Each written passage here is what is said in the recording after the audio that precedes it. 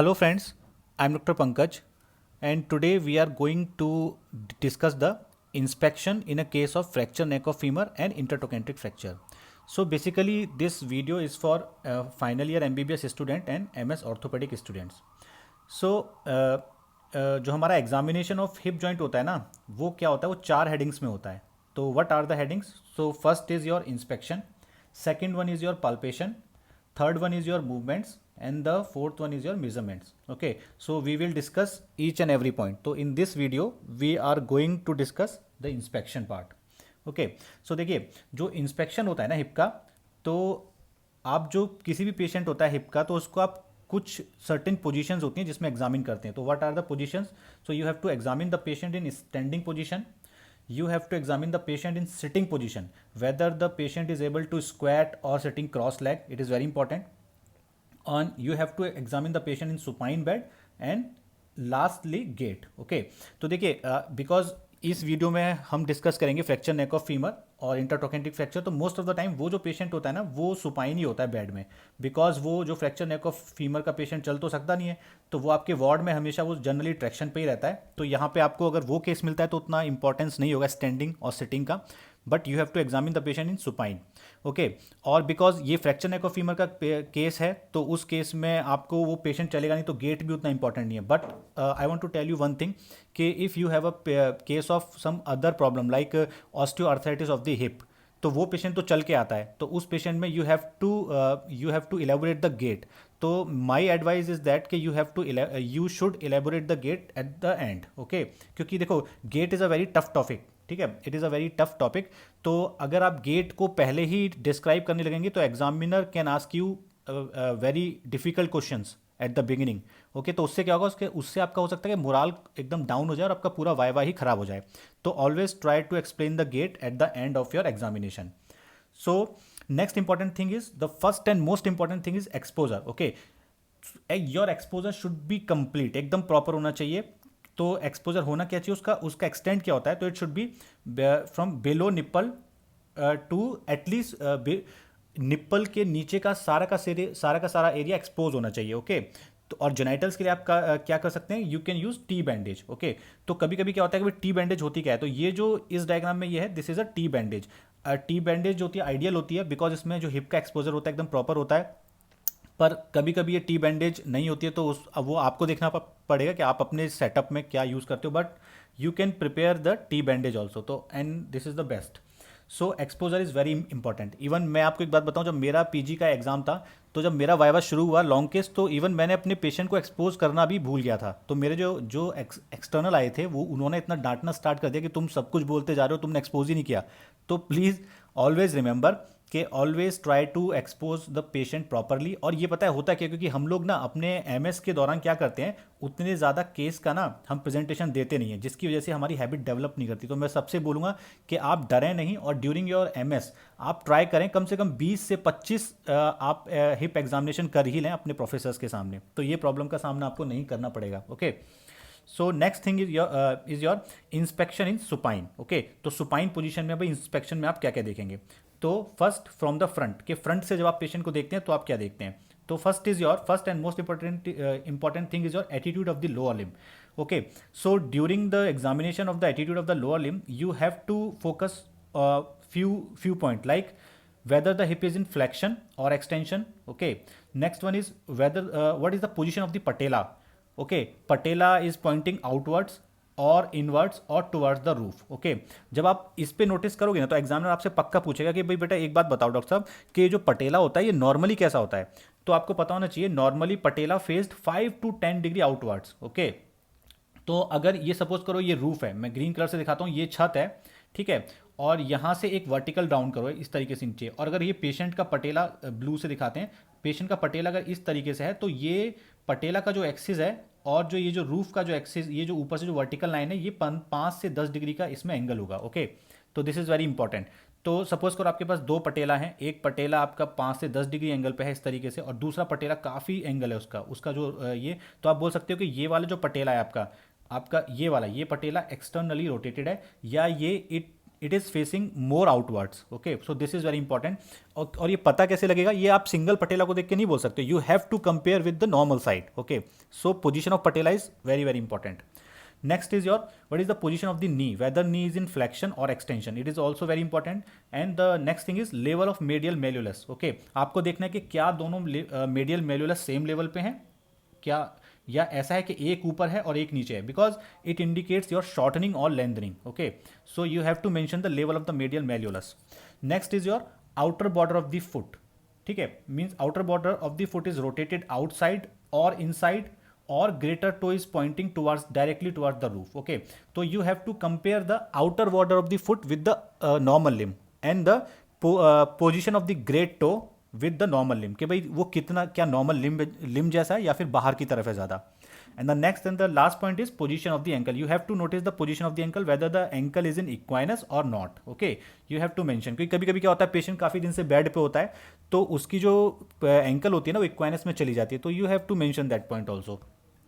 So in the end आपको कैसे ये स्टेटमेंट बोलना है एग्जामिनर के सामने, ये मैं आपको एक एग्जांपल से समझाता हूँ. सो you have to say like that, sir patient is lying supine in bed with affected hip. Affected means right और लेफ्ट जो भी हो, with right hip is extended, externally rotated, patella facing outwards, outer border of the foot is touching bed, and level of patella and medial malleolus is at higher level in comparison to other side, and affected limb is appearing slightly shorter than other limb. Okay, so इसमें इस sentence के अंदर each and every word एकदम important है, और अगर आप ऐसे ही बोलेंगे ना examiner will be very very happy. तो इसमें आपने हर एक पॉइंट को नोटिस किया. आपने देखा आपका हिप पेशेंट का एक्सटेंडेड है, एक्सटर्नली रोटेटेड है. वो बोलेगा बेटा आपने बोला एक्सटर्नली रोटेटेड, ये आपने कैसे पता लगा, ये आपको कैसे पता लगा कि पेशेंट का जो लोअर लिम है या जो भी अफेक्टेड लिम है, वेदर इट इज़ राइट और left, it is externally rotated. तो आप बोलोगे सर मैंने देखा इस पेशेंट का पटेला जो है ना वो अफेक्टेड लिम का जो पटेला है that is more outside in comparison to the other patella, और उसका क्या है कि उसका जो lateral border of the foot है that is touching the couch या टचिंग द बेड, तो it indicates that the lower limb is externally rotated. Okay, then your वो बोलेगा कि आपने बोला कि affected limb is appearing slightly shorter. तो ये कैसे मालूम पड़ा, तो ये मालूम पड़ा कि भाई level of the patella and the level of the medial malleolus. Okay, अगर आपका जो अफेक्टेड लिम्ब है उसका पटेला और मेडियल मेलुलस थोड़ा सा ऊपर की तरफ है, अपर लेवल पे है in comparison to the other side, तो it indicates that there is a shortening. So these are the classical finding in a case of fracture neck of femur and fracture intertrochanter. There are few differences between these two fracture which we will discuss later. Okay, so this is a photograph from S. Das surgical book. So here you can see it is not clear but you can appreciate this is the unaffected hip. ये वाला नहीं, sorry, हाँ ये इसका unaffected lower limb है, ये इसका foot है, and this green one is your affected hip. ठीक है, तो you can easily appreciate that this affected foot it's lateral border is touching the bed. Okay, so it means it is externally rotated. और अगर ये photo clear होता तो इसमें आप देख भी पाते कि ये जो दोनों पटेला है ना, इसमें affected patella it is more outward, so you can easily appreciate. This is another pic from S Das. Here you can see attitude of the lower limb is, यहाँ पे देखो आप, hip is flexed, adducted and internally rotated. देख लो यहाँ पे इसके दोनों foot को नोटिस करो, that is internally rotated. So it is a classical attitude for posterior dislocation of the hip. So always remember कि एग्जाम आपसे पूछ सकता है बेटा posterior dislocation of hip में कैसा एटीट्यूड होता है, तो you have to say like sir the hip is flexed, adducted and internally rotated. So this is again, this is a attitude of the hip in posterior dislocation. The hip is flexed, internally rotated and adducted. So it is also very important. Next is your you have to consider each and every finding on inspection. Okay, from above downward. तो पहले आप क्या देखते हैं, first you have to look the for the level of the ASIS. What is the ASIS? Anterior superior iliac spine. Okay, so you have to look for whether the both ASIS at same level or not. Okay, because if these are at same level there will be no pelvic tilt, but अगर ये same level पे नहीं होंगे तो there is a pelvic tilt. तो because your case is a fracture neck of femur and if it is a fresh case और patient हमेशा bed में रहा है तो there उसके जो ASIS होंगे ना they must be at same level. Okay, so आप यहाँ पे देख सकते हो these are the level of the ASIS. तो these both are at the same level. और जैसा भी आपकी फाइंडिंग हो, देखो आपको गलत फाइंडिंग नहीं लिखनी है, जो दिख रहा है सो बोलो, ठीक है। If they are at same level you have to say they are at same level, okay. तो next thing, you have to look for skin over the pubic tubercle, whether there is any swelling, scar mark, कुछ भी जो भी होगा वो आपको बोलना होगा। तो ये this B point, this is the area of pubic tubercle, तो आपको देखना होगा, ठीक है। इसके बाद एग्जामिनर आपसे पूछ सकता है, भाई बेटा आपने बोला कि प्यूबिक ट्यूबरकल के ऊपर की स्किन नॉर्मल है, तो ऐसा क्या सस्पेक्ट आप कर रहे थे इसमें? तो आप बोलोगे कि sir as it is a case of fracture neck of femur, नहीं sorry, as it is a case of trauma, I am not suspecting any important thing, but फिर वो पूछेगा। तो फिर अगर नॉर्मल केस होता तो आप क्या सोचते हैं यहाँ पे? तो sir there may be some swelling. तो अब उसके बाद वो बस इतना बोल दो, sir there may be some swelling. अब वो खुद पूछ लेगा बेटा क्या स्वेलिंग हो सकती है यहाँ पे, तो आपको बोलना है sir there may be a swelling due to hernia, okay. पहले से मत बोलो sir there may be a swelling of hernia, but आपको बोलना है सर एक स्वेलिंग होगी, उसको पूछने दो कि भाई बेटा कौन सी स्वेलिंग होगी, तो आपको बोलना है हर्निया। मतलब कि आप एग्जामिनर को मौका दो कि वो आपसे और क्वेश्चन पूछ पाए। अगर आप पहले ही सब कुछ बोल दोगे ना, तो वो नेक्स्ट क्वेश्चन आपसे पूछेगा जरूर, पर वो टफ होगा। तो ये एक आर्ट होती है वाइवा देने की। Next, you have to look over the skin of inguinal ligament, okay. तो इसमें क्या देखना है कि भाई वो आपसे पूछेगा कि आपने इंग्वाइनल, आपको वो बोलना है sir the skin over the inguinal ligament is normal, there is no swelling, visual pulsation, scar mark etcetera. तो बोलेगा कि बेटा आप कौन सी स्वेलिंग यहाँ पे सस्पेक्ट कर रहे थे, ओके। तो आपको बोलना है sir if it is a case of fracture neck of femur there may be bulging over the Scarpa's triangle या over the skin at the base of the inguinal ligament, because intra capsular fracture होता है आपका fracture neck of femur. तो वहाँ पे आपको जो स्कारपास triangle का जो बेस है, that is your the inguinal ligament के आसपास की जो स्किन है, वहाँ पे आपको बल्जिंग मिल सकती है, ओके। और अगर ये ट्रॉमा का केस नहीं है तो क्या मिलेगा? तो आप बोल सकते हो सर यहाँ पे कुछ कुछ स्वेलिंग्स हो सकती हैं, तो वो एग्जामिनर को पूछने दो what are the swelling you are suspecting. तो you have to say like sir swelling may be due to hernia और may be due to cold abscess.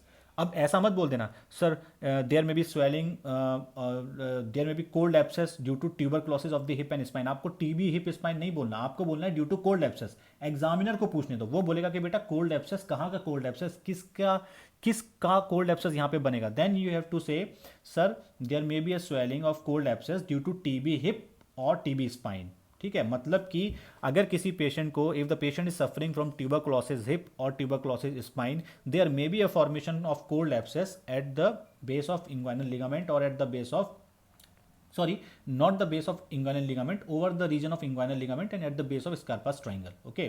So this is the region of the inguinal ligament, this red one। तो आपको यहाँ पे देखना पड़ेगा कोई swelling तो नहीं है, okay। and this one is this brown part, this is very important, this is the Scarpa's triangle or femoral triangle। ये तो एग्जाम आपको पूछेगा ही, क्योंकि इसकी बाउंड्रीज भी आपसे पूछी जाएंगी जो आपको एकदम याद होनी चाहिए, एनाटॉमी की बुक से उसको याद कर लेना, ओके।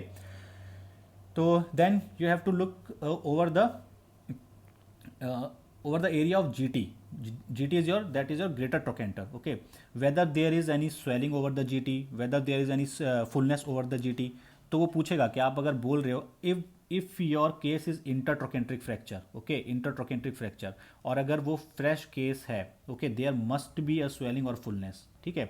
और अगर आप अप्रिशिएट नहीं भी कर पाते हो ना, तो बोल देना है कि sir there is no swelling, whether चाहे वो इंटरट्रोकेंट्रिक फ्रैक्चर का केस हो भी, तब भी बोल दो sir I was not able to appreciate. वो कोई गलत बात नहीं है, बट झूठ नहीं बोलना, जो आपको दिख रहा है वो बोल दो आप, और उसका आप जस्टिफाई करना है बस, ओके।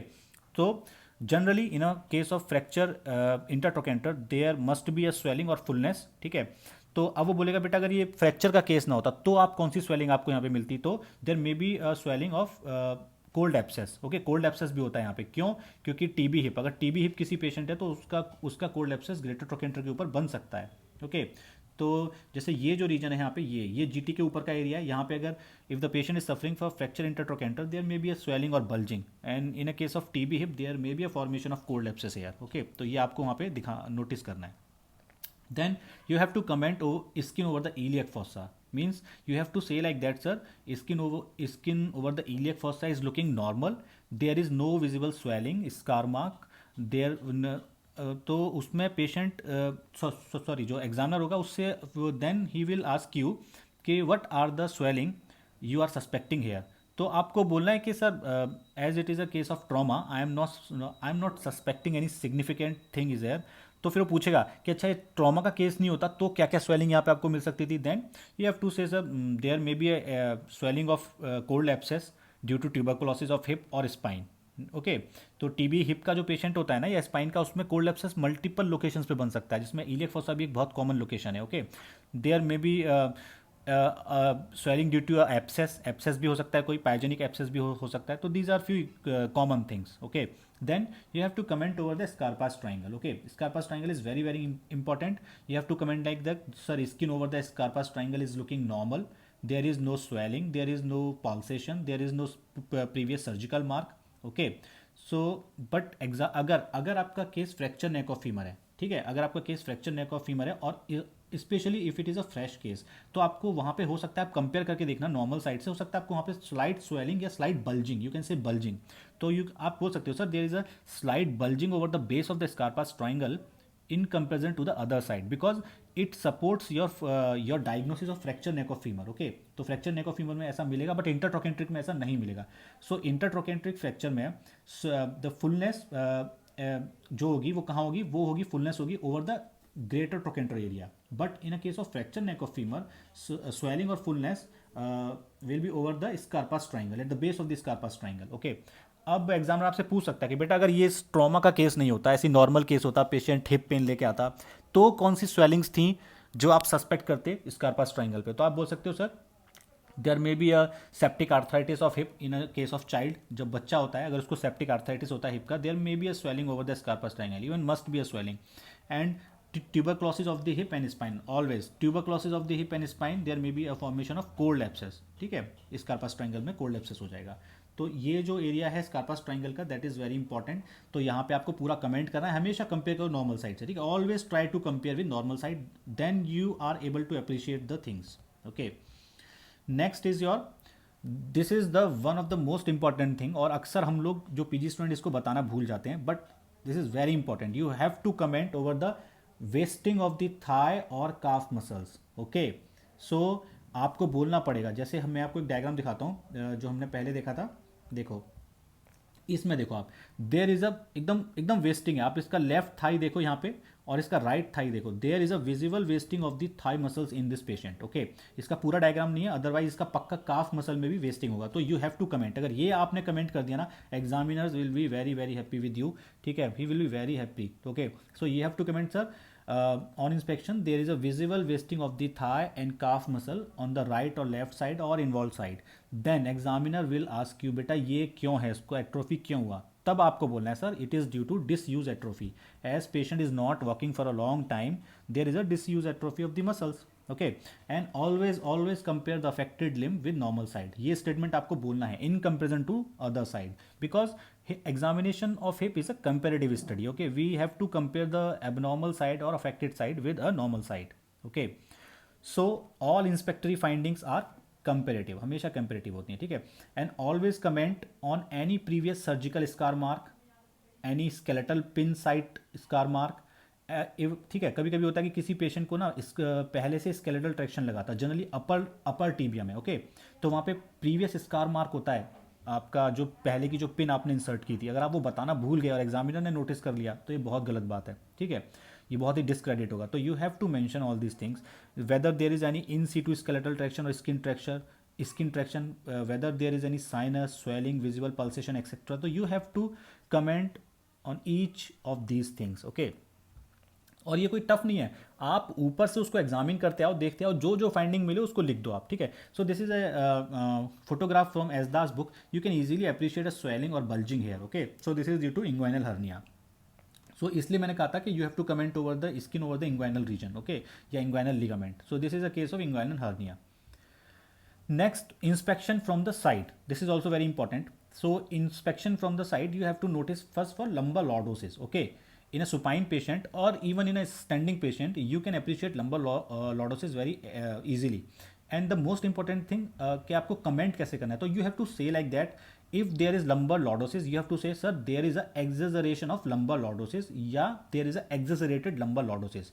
ऐसा कोई स्टेटमेंट नहीं होता कि sir there is no lumbar lordosis या लंबर लॉर्डोसिस एब्सेंट और लंबर, ठीक है, ऐसा कोई स्टेटमेंट नहीं होता। You have to say like that sir there is a exaggeration of lumbar lordosis or there is a exaggerated lumbar lordosis. Okay, और आपको अगर नहीं है तो बोलना है sir there is no exaggeration of lumbar lordosis. Okay, because lumbar lordosis is a normal finding. You have to look for whether there is exaggeration or not. Okay, so like in this patient, this is a supine patient, so there is a exaggeration of lumbar lordosis. You can easily see. ठीक है, देखो अब examiner पूछेगा बेटा on inspection how can you look for lumbar lordosis whether there is a exaggeration और not. So the first important thing that your bed, ठीक है, that your bed और couch it should be firm, it should be firm, it should be firm, it should be hard one और firm. Okay, then if there is an exaggeration of lumbar lordosis, you have to look, your eye should be at the level of the back here. Your eye should be, means you have to bend on your knees, and then you have to, your eye should be at this level. Then you can look to the other side, and if you are easily able to look from the other side, or if there is a light coming from the other side, it is clearly there is a exaggeration of lumbar lordosis. Okay, so this is very important. ये examiner सुनना चाहता है कि भाई पहले आपका जो bed है वो हार्ड होना चाहिए, आपको नी पे बैंड करना है, आपकी आई जो है पेशेंट के बैक के लेवल पे होनी चाहिए. Then you will look for light coming from other side. ठीक है, if the light is coming from other side then it is exaggeration of lumbar lordosis. So in this patient you can easily appreciate there is an exaggeration of lumbar lordosis. Okay, so in this picture this is a standing, so in even in standing you can easily appreciate there is an exaggeration of lumbar lordosis. इतना नहीं होता है, this is exaggeration. Okay, so this is the exaggeration of lumbar lordosis. So you have to say like that, sir there is a exaggeration of lumbar lordosis, or sir there is no exaggeration of lumbar lordosis. ठीक है, कभी ऐसा मत बोलना sir lumbar lordosis is normal absent present. No, you have to say like that exaggerated और not.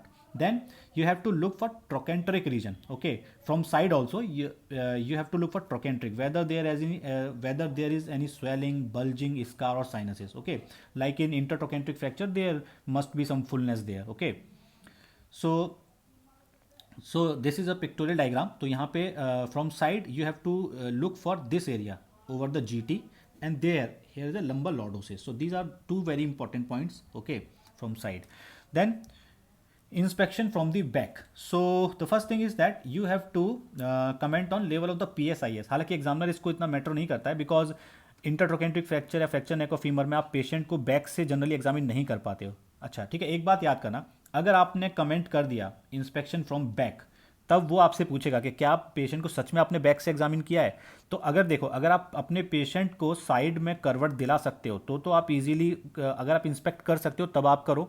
अगर patient को pen है और आप नहीं कर पाए तो बिल्कुल मत लिखना, बोल देना सर इंस्पेक्शन फ्रॉम बैक जो है मैं नहीं कर पाया, बिकॉज पेशेंट को मैं साइड से करवट नहीं दिला पाया, it was very painful. Okay, so अगर आप कर रहे हो तभी आप लिखो level of the PSIS. So PSIS mean posterior superior iliac spine. Okay, तो ये आप कैसे देखोगे? तो देखो this a point, this is the posterior superior iliac spine. तो यहाँ पे अगर आप पेशेंट को एग्जामिन करोगे, यहाँ पे थोड़ा डिंपल होता है, हर किसी भी नॉर्मल आदमी को डिंपल होता है, जिसको हम बोलते हैं डिंपल ऑफ वीनस बोलते हैं उसको. Okay, so this is very important. तो this is the dimple of Venus, this is your PSIS. So you can appreciate whether the PSIS at same level और नॉट. ओके, तो अगर if they are at same level you can say sir they are at same level, but if not you can say which one is lower or upper. Okay, higher. Then you have to look for skin over the ischial tuberosity. Okay, ischial tuberosity.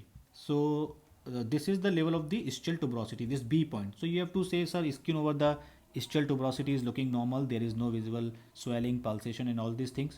तो ऐसे भी इतना important point ये है नहीं. Okay, but the most important point from examination means inspection from behind is the level of gluteal fold and contour of the gluteus maximus, means contour of the hip, because it indicates your gluteus maximus, whether it is there is a wasting of this or not. Because in most of the cases अगर वो old patient है तो there must be a wasting of this, that is your gluteus maximus.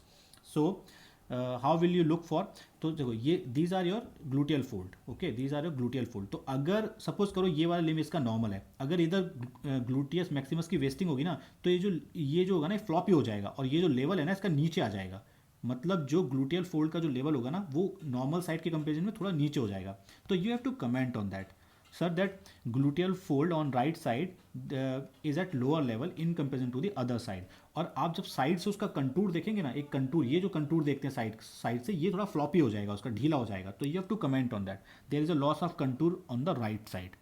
So then examiner will ask you, बेटा आपने जो बोला इसका मतलब क्या है, देन आप बोलोगे sir it indicates that there is a wasting of gluteus maximus. Okay, then examiner will ask you one important question कि हिप जॉइंट के अराउंड कौन सी मसल सबसे पहले वेस्ट होती है. तो मैंने काफ़ी सारी बुक्स में लिखा, देखा वहाँ पे ग्लूटियस मैक्सिमस ही उसका आंसर होता है, बट मेरा एग्जामिनर ने मुझसे पूछा था, मैंने आंसर दिया था, but he was not happy. तो आप एक बार अपने प्रोफेसर एचओडी से पूछ लेना सर इसका क्या आंसर करना है. ओके, देन आपको और क्या कमेंट करना है ग्लूटेल रीजन में, whether there is any swelling और bulging in the gluteal region, like तो पूछेगा बेटा कौन सी स्वेलिंग और बल्जिंग यहाँ पे आप हो सकती है. तो सर आपको बोलना है सर यहाँ पे एब्सेस हो सकता है, मे बी पायोजेनिक और कोल्ड एब्सेस, और may be this bulging is due to dislocated femoral head.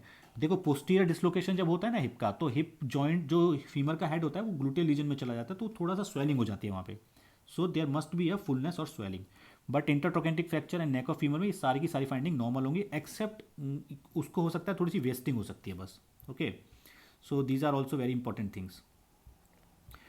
Next is your, it is not much important, but if you want to comment you can comment, और या आप उसमें examination sheet में आप लिख सकते हैं. तो examination from medial side, so there may be prominent muscle on the medial aspect of the thigh, तो it is due to adductor spasm. हालांकि ज़्यादातर एग्जामिनर्स के बारे में पूछेंगे नहीं, बट आपको पता होना चाहिए. और अगर नेक्स्ट पॉइंट जो है ये फ्रैक्चर नेक ऑफ फीमर का नहीं है, it is due to this related to DDH, that is a developmental dysplasia of the hip. ये आपको पता होना चाहिए. There is a perineal widening in DDH, there is a perineal widening. So ये diagram में आप देख सकते हो कितनी पेरिनियम इसका वाइड है, तो there is a perineal widening in case of DDH, that is your developmental dysplasia of the hip. So इस वीडियो में इतना ही. Thanks for watching my video.